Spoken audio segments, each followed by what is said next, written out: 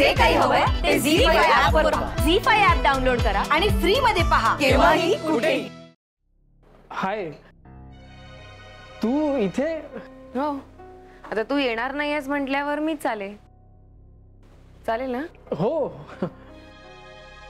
मी आहे. ओ सॉरी, ये ना. वैदेही आजारी आहे ना? म्हटलं आल्यासारखं तिलाही भेटता येईल. हो राईट. बस ना, मी पाणी आणतो. या प्लीज, तसंही बाहेर खूप उकड आहे.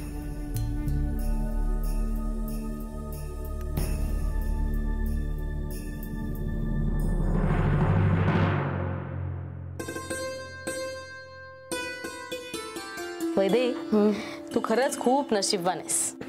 का वाटतं? अगं बघ ना, इतका प्रेम करणारा नवरा मिळालाय तुला. तू एकदा शिंकलीस जरी ना तरी अख्खाच्या अख्खा द्रोणागिरी पर्वत आणून ठेवेल तुझ्या समोर. हे मात्र खरंय. त्या बाबतीत मी खरंच खूप लकी आहे. पण एक सांगू? बोल ना. मला मानसच्या प्रेमाची भीती सुद्धा वाटते. आता तो खूप हळवा आहे माझ्या बाबतीत.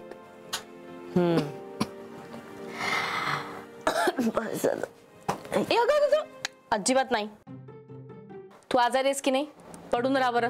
आता मला तर बरं वाटतंय. अगं बघू बरं. म्हणजे तुझ्या नवऱ्याच्या प्रेमाचा गुण लवकरच आलेला दिसतोय काय? आता तुम्ही का? अगं लाजतेस काय? असंच एकमेकांवर खूप प्रेम करत राहा. ए वैदे, खरंच ताप कमी झालाय. हा, म्हणजे प्रेमाच्या गोळीचा गुण खरंच लवकर आलेला दिसतोय काय?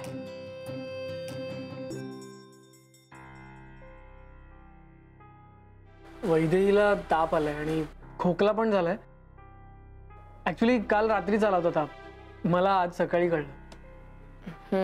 रेवती, ऍक्च्युली मला माहिती आहे तू इकडे का आली असते. म्हणजे तू हेच बघायला आलीस ना की मी खरं बोलतोय की खोटं बोलतोय.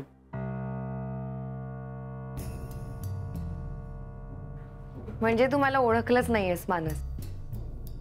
येस, काल तू खोटं बोलत होतास हे मला अजिबात कळलं नाही. पण आज तू खरं बोलतोयस हे मात्र मला कळलं. ते कसं काय? तुझ्या टोनवरून, तुझ्या आवाजात एक टेन्शन जाणवलं मला. आणि ते वैदेही आजारी असल्याशिवाय येणार नाही तेवढं तर मी तुला नक्कीच ओळखते मानस. And you know that. स्वतःची ओळख लपवून माझ्याबद्दल बरीच माहिती गोळा केलीस. आणि त्याचं खरं कारण मी तुला सांगितलंय मानस, राईट? नाही, आणि तूच बघ ना, ती जी मी ओळख करून घेतली त्याचा आज तुलाच फायदा झाला. तुझा जेन्युइन प्रॉब्लेम मी समजू शकले. बरं, तू काही घेणार आहेस? चहा कॉफी वगैरे? नाही नको, फक्त आणखी एक ग्लास पाणी. खूप उकाड आहे बाहेर. मग आपण डायरेक्ट कामाला लागूया. हो, आणतो. आणि जस्ट मी वैदेहीला सांगून येतो की तू आलीस आणि आपण कामाचं बोलतोय. शुअर. आलो.